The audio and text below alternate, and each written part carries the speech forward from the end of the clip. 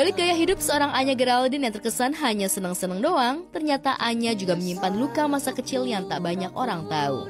Lahir sebagai sulung dari 2 bersaudara dengan keluarga yang tidak harmonis hingga orang tua berpisah, membuat Anya merasa kesepian. Sedih karena Anya kecil sudah tahu rasanya kehilangan sosok orang tua yang komplit di rumah.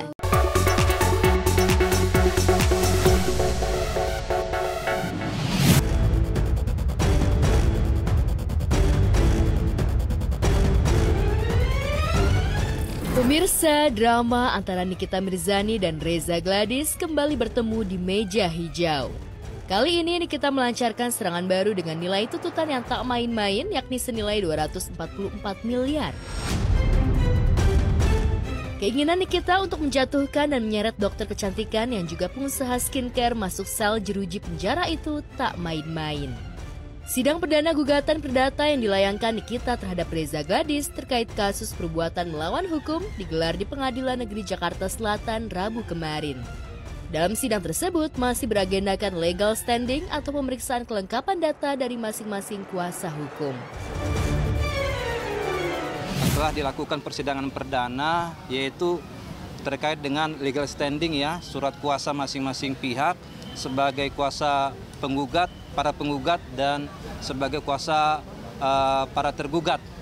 Nah, di sana ada pemeriksaan terkait dengan kartu advokat, apakah masih berlaku atau sudah kadaluarsa. Kemudian ada pemeriksaan berita acara sumpah, ya. Terus kemudian juga ada pemeriksaan yang dilakukan oleh 3 majelis hakim terkait dengan dokumen-dokumen yang terkait dengan legal standing sebagai penerima kuasa dan pemberi kuasa. Dalam sidang perbuatan melawan hukum tidak kemarin dihadiri oleh penggugat Nikita Mirzani dan tergugat Reza Gladys. Ketidakhadiran Reza Gladys di sidang perdana tersebut dan hanya diwakilkan oleh kuasa hukumnya saja. Sedikit dong terkait hasil mau tuntutannya Nikmir mungkin seperti apa, Dok? Dok? Nggak tahu. Gimana mau tuntutan? Katanya, seperti apa, Dok? Dokter, katanya si Nikmir juga dipanggil KPK nih atas kasus ini, gimana mungkin, Dok? Nggak tahu. Dok, gitu, Dok. Ya, memang tadi hukum acara itu kelengkapan formilnya harus jelas. Bahwa terkait dengan hal ini turut tergugat belum bisa datang, tapi tidak memberikan alasan yang jelas. Kenapa ketidakhadirannya itu menyebabkan sampai tidak bisa datang gitu kan. Nah, kemudian memang tadi dipertunjukkan atau diperlihatkan itu soal relas panggilannya. Panggilannya sudah sah patut menurut hukum, ya, sekali sudah diterima oleh turut tergugat. Yang kedua itu adalah karena tidak diberikan alasan yang jelas ketidakhadirannya dalam persidangan ini, maka kemudian hakim memutuskan bahwa terhadap hal itu sesuai dengan hukum acara patut dipanggil sekali lagi secara hukum. Pertama yang perlu kami sampaikan adalah klien kami itu melakukan perbuatan hukum.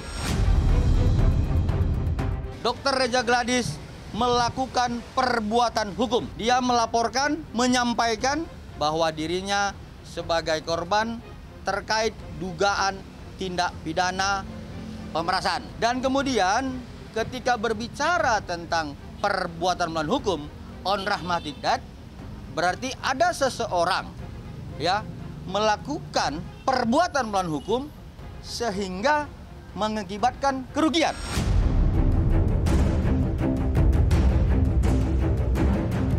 Gugatan 244 miliar oleh Nikita Mirzani itu menitik beratkan pada dugaan perbuatan melawan hukum oleh pihak Reza Gladys. Akar masalah berawal dari kerjasama promosi produk kecantikan yang dibatalkan sepihak oleh Reza Gladys. Seharusnya Nikita Mirzani mereview produk Reza Gladys secara positif, namun perjanjian kerjasama itu gagal dijalankan, yang kemudian dijadikan bukti oleh pihak Reza Gladys pada kasus perkara tindak pidana pencucian uang dan pemerasan. Akibat dibatalkannya perjanjian itu, Niki mengaku mengalami kerugian material dan imaterial mencapai 244 miliar rupiah. Memang di dalam gugatan kita itu kan sudah jelas ya bahwa ada kerugian material Kerugian material itu artinya kerugian yang nyata ya, yang sesuai dengan kesepakatan, yaitu 4 miliar. Kemudian ada kerugian yang timbul karena kelalaian ya. Itu berapa totalnya kemarin? 40 miliar. Ya. Nah kemudian itu ada kerugian imaterial ya 200 miliar.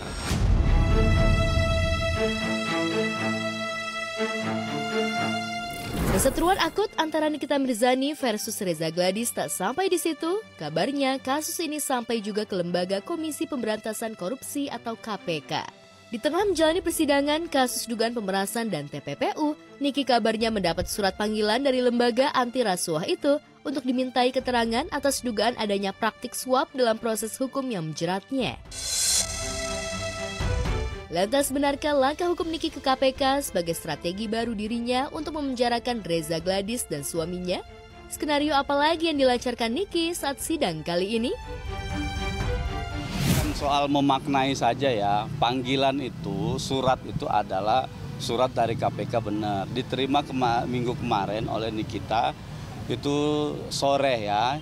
Nah, dalam hal ini KPK itu menyampaikan informasi bahwa terhadap laporan atau pengaduan adanya dugaan tindak pidana korupsi berupa suap atau gratifikasi ini ya. Kemudian diminta untuk melengkapi data-data pendukung, dokumen pendukung. Saya kemarin itu sudah ke KPK, sudah memenuhi itu semua. Gitu. Saya bersama tim kemarin datang ke KPK menyampaikan dokumen-dokumen pendukung itu. Apa yang diminta oleh KPK, apa yang disampaikan oleh KPK, itu semua kami serahkan kepada KPK kemarin. Bukti lainnya itu kita lampirkan kemarin ada sekitar 5 atau 6 bukti ya. Bukti awal atau bukti permulaan atas adanya dugaan tindak pidana korupsi.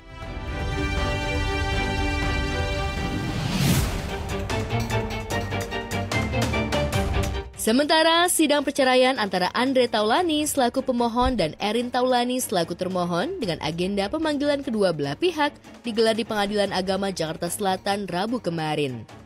Andre yang mengaku mantap ingin bercerai dari Rin Wartia Trigena alias Erin, tampaknya harus menahan keinginannya itu.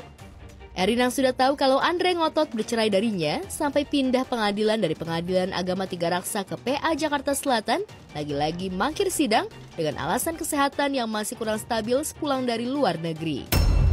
Erin hanya diwakilkan oleh kuasa hukumnya saja.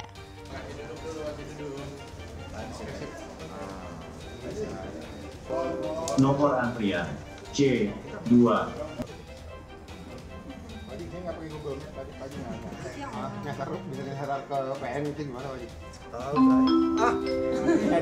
Nomor antrian 6, silahkan menuju layanan e-call.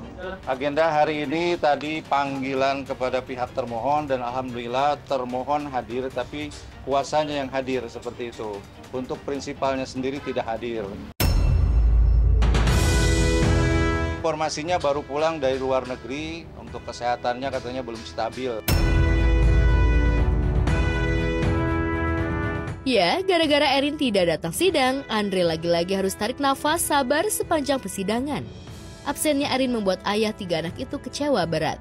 Mediasi pun mundur sampai 14 Oktober mendatang.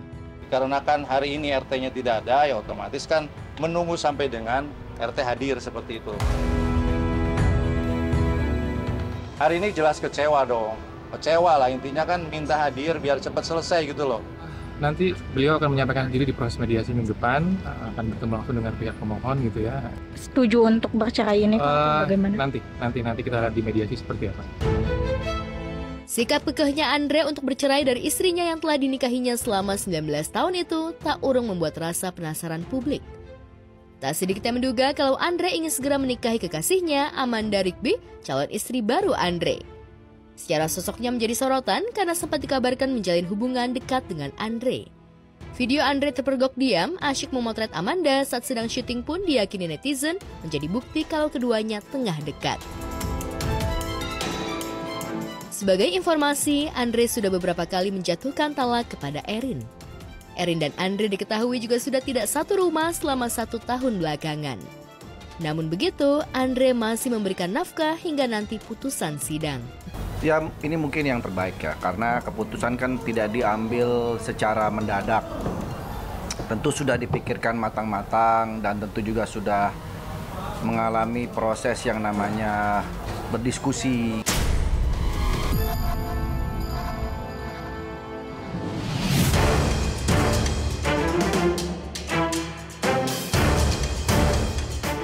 Bikin heboh.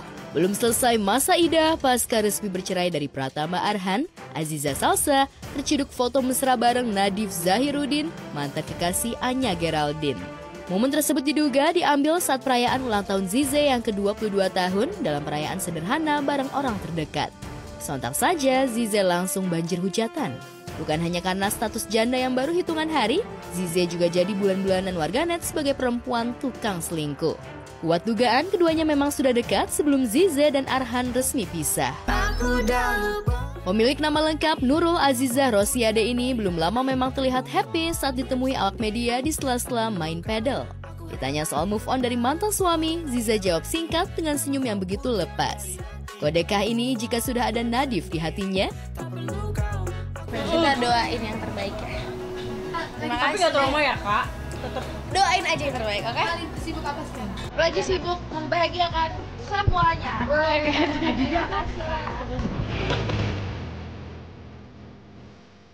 2023 dan 2024 masih dapat ucapan ulang tahun romantis dari suami, 2025 dapat ucapannya dari gandengan baru. Lagi-lagi foto kue lama dari Rachel V-nya untuk Zize yang bertuliskan, Aziza jangan selingkuh, kembali ramai. Rasanya pesan Rachel ini tepat sasaran banget. Apalagi selama pernikahannya dengan Arhan, tak hanya sekali, Zize dituding dekat pria lain. Mulai dari Salim Nauderer, mantan kekasih Rachel yang membuat hubungan Rachel dan Zize juga renggang. Sampai momen Zize kembali foto bareng mantan Philopas Arman.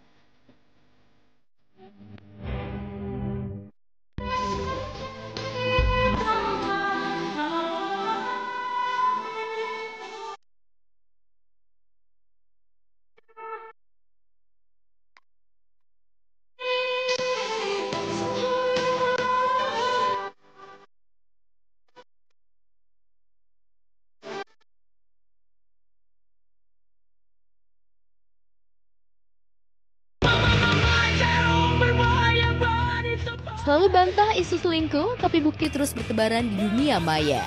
Zize bahkan sempat serius membawa hal ini selingkuh ke ranah hukum meski berujung damai. So far sih berita di luar ini tidak mempengaruhi apa-apa ya bagi saya dan Arhan. Jadi tidak terganggu sama sekali dengan berita-berita yang sudah keluar di media. Tapi alhamdulillah kita bisa menjalaninya dengan baik, sangat baik saat ini. Mungkin banyak kali ya masih ada komen-komen di luar sana atau DM-DM, tapi saya pribadi saya tidak terlalu menanggapinya karena menurut saya itu hal yang harus saya hindari. Saya menganggapnya itu sebagai pelajaran atau ya pelajaran bagi saya untuk kedepannya agar lebih baik lagi ke depannya. Kejadian terulang selalu membantah dan ingin jadikan pelajaran hidup. Lantas mengapa ketok palu cerai baru kemarin, Zize sudah begitu terlihat dekat dengan Nadif? Netizen ikut kesal auto membandingkan Zize dengan Anya. Karena sempat beredar juga Anya putus dengan Nadif selingkuh. Sementara itu, kubu pendukung Pratama Arhan ramai-ramai menyebut keputusan Arhan menceraikan Zize adalah tepat. Apalagi sejak awal nikah, isu keinginan orang tua begitu mencuat. Ditambah Zize memilih LDR dengan suami sampai dugaan selingkuh. Kalau Zize sudah tancap gas move on, bagaimana dengan Arhan? Tak kalah heboh ketika wanita bernama Inka ramai disebut-sebut tengah dekat dengan Arhan. Siapa yang lebih dulu move on? Tak usah kira kamu hebat, ternyata kamu bukan sahabat. Tak usah kira mantan kekasih digandeng Aziza Salsa, Anya Geraldine sepertinya nggak masalah. Namanya juga mantan, apalagi sebelumnya Anya sudah mulai berani go publik bareng Tora Wijaya yang disebut-sebut sebagai kekasihnya. Dan Anya justru banjir dukungan netizen karena Tora konon seorang pengusaha tajir dan punya koneksi luas dengan idol K-pop. Namun melihat pernikahan orang tuanya kandas di tengah jalan ternyata cukup berdampak. Ia yang semula ingin nikah di usia muda, akhirnya harus berpikir ulang. Mungkin trauma, tapi pemilik nama lengkap Nur Amalina Hayati ini tegas bahwa ia ingin menikah sekali seumur hidup dan tidak ingin ada kata cerai. Lantas bagaimana Anya melihat rencana hidupnya jika benar Tora mantap jadi pilihannya? Apa sih juga gunanya nikah dicepet-cepetin? Goals aku di dalam hidup itu nikahnya ya sekali aja deh. Berdampak itu apa enggak sebenarnya balik lagi kalau itu berarti kan yang mengalami dan yang mengexperience dari kecil sampai gede itu kan aku. Berarti kan aku yang kena impact-nya, aku yang ngerasain, aku yang ngelihat contohnya, aku ngelihat semuanya kan. Ya rasa takut justru ada keluar. Tapi kalau misalnya someday aku ketemu suami yang emang sepertinya bisa memenuhi aku secara batin, secara finansial dan lain-lain, kayaknya udah cukup nih gitu. Kayaknya mungkin aku bisa deh meninggalkan ini semua. Apalagi kalau udah punya anak. Di balik gaya hidup seorang Anya Geraldine yang terkesan hanya senang-senang doang, ternyata Anya juga menyimpan luka masa kecil yang tak banyak orang tahu. Lahir sebagai sulung dari 2 bersaudara dengan keluarga yang tidak harmonis hingga orang tua berpisah, membuat Anya merasa kesepian. Sedih karena Anya kecil sudah tahu rasanya kehilangan sosok orang tua yang komplit di rumah. Meski enggan membeberkan detail peristiwa masa kecil, perempuan 29 tahun ini memilih untuk menerima dan memaafkan kedua orang tuanya. Tentu saja hal ini tak serta-merta menghapus kata sedih bagi Anya. Aku rasa juga ternyata love language itu selain ke pasangan, tapi ke orang tua itu juga ya perlu. Aku mau bilang sama papa, terima kasih untuk semuanya. Faktor apapun itu yang terjadi yang memisahkan kalian, aku sudah memaafkan. Aku juga minta maaf kalau selama aku tumbuh, aku banyak salah. Lembaran foto hitam putih. Bersama dengan orang tua dalam satu rumah mungkin tak pernah jadi kenyataan lagi. Tapi ia bangga ketika dirinya merasa cukup berharga buat kedua orang tua. Foto album yang disusun ibunya atau momen telepon berjam-jam dengan ayahnya cukup jadi obat bagi Anya. Oh, ini di album foto. Anya tahu nggak ininya? Tahu dong, ini kan Aing yang motret. Kok bisa dapet sih? Nggak tahu, gue juga di sini kan emang kerja sama FBI-nya. Terus abis itu di rumah itu memang ada satu album yang mama aku simpen. Jadi kalau dibuka halaman pertamanya itu ada dari aku foto di USG. Terus abis itu ada foto aku dari 1 hari, dari umurku 1 hari, abis itu 1 minggu, 1 bulan, 2 bulan, 3 bulan, 4 bulan, sampai 12 bulan, sampai 1 tahun, sampai 2 tahun. Sweet ya. Tumbuh meski tak utuh, Anya lewati masa kecil, remaja hingga dewasa lebih banyak dengan ibunya. Lantas apa tanggapan Anya dengan sikap ibunya yang dulu pernah ia anggap berlebihan soal cara ia berpakaian? Benarkah ini yang membuat Anya memilih keluar dari rumah dan hidup mandiri? Bagaimana pula dengan bakti Anya pada orang tua meski tak lagi dekat secara jarak? Justru aku lagi seneng-senengnya sama mama sih sekarang. Kayak hubunganku semakin deket. Sini kayaknya dia udah makin kayak jarang ngirimin. Mentoleransi lah gitu. Kayak maksudnya ngerti emang aku misalnya kerja photoshoot harus pakai baju yang misalnya dress kayak gimana.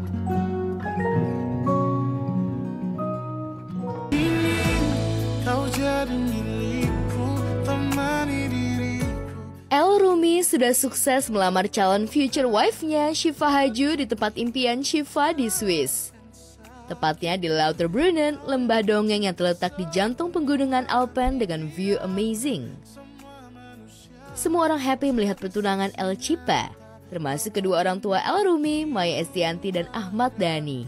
Maya Dhani pun siap mantu lagi.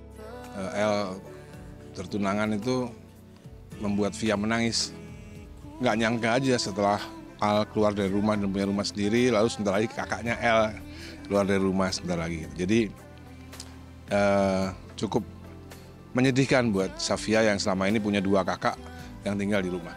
Tahun ini kayaknya. Ya saya maunya sih Royal Javanese ya, kalau El nggak tahu. Belum ada persiapan, belum ada 1%, masih 0%. Gimana, Siva seneng nggak? Benar. Kamu nyangka nggak kalau misalnya mau dilamar di Swiss atau di London? Enggak sih, aku nggak berekspektasi awal gitu pun kayak ya udahlah. biarkan aja berjalannya waktu gitu. Selamat buat Syifa, welcome to the family. Dan pokoknya buat kalian berdua aku doain semoga lancar sampai hari H. Lamarannya semoga lancar-lancar sampai hari H. Pokoknya dijauhkan dari segala hal yang tidak diinginkan terjadi. Pokoknya lancar-lancar sampai hari H. Tapi tahu nggak sih, sebelum akhirnya melamar Syifa di Lauterbrunnen, Swiss, El Rumi ternyata sempat kepikiran untuk propose Syifa di Big Ben London, Inggris. Rencana awalnya pengennya di London, awalnya pengen di depan Big Ben, cuman kayaknya mungkin Swiss lebih dreamy aja sih Rumi Swiss. Ya mungkin dia tahu akan dilamar, cuman dia nggak tahu kapannya. El Rumi emang udah well prepared banget buat melamar Syifa Haju di Eropa saat liburan bareng sekaligus merayakan setahun anniversary. Sampai-sampai El Rumi minta dipesankan cincin tunangan sama dedinya Irwan Dani Musri yang lebih expert untuk urusan perhiasan mewah. Kontaknya dia nggak tahu suruh Dedi cariin. Makasih Dedi, ya karena aku nggak ngerti kan maksudnya kalau dia yang beli, cuman Dedi itu kan melalui Dedi. Jadi maksudnya dia benar-benar kayak kenapa kok percayanya ke Dedi gitu loh? Ya karena mungkin dia sering. Oh karena dia mungkin industri kan dia jual butiknya. Iya fashion dia kan ini kan luxury jewelry apa. Kalau El Rumi lagi happy akhirnya bisa melamar Syifa Haju di tempat impiannya, stasiun televisi pilihan terbaik keluarga Indonesia GTV juga happy akhirnya bisa memberikan pertunjukan spektakuler yang istimewa untuk pemirsa setianya di acara malam puncak perayaan HUT GTV Amazing 23 yang disiarkan secara live tadi malam. Kemegahan dan kemeriahan Amazing 23 GTV yang menyusun tema Flower Island sukses menyuguhkan penampilan amazing grup band ikonik Indonesia, deretan musisi dan komedian terbaik tanah air. Selamat ulang tahun untuk GTV yang ke-23, pokoknya tetap memberikan yang terbaik untuk masyarakat. Happy birthday, Prikitiu! Mengucapkan selamat ulang tahun yang ke-23 untuk GTV, mudah-mudahan makin sukses.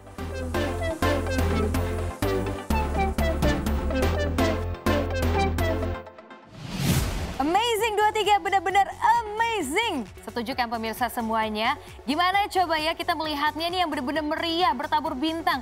Semuanya dibuat happy di party ulang tahunnya GTV. Flower Island menyajikan kolaborasi yang epic antar musisi beda genre serta komedi yang benar-benar pecah banget. GTV 23 tahun semakin berkualitas, menyala untuk pemirsa. And of course, happy birthday untuk GTV.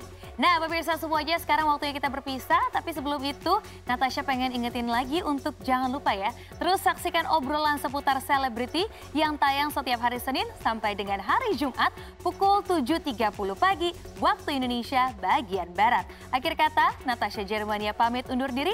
I'll see you next time. Bye-bye.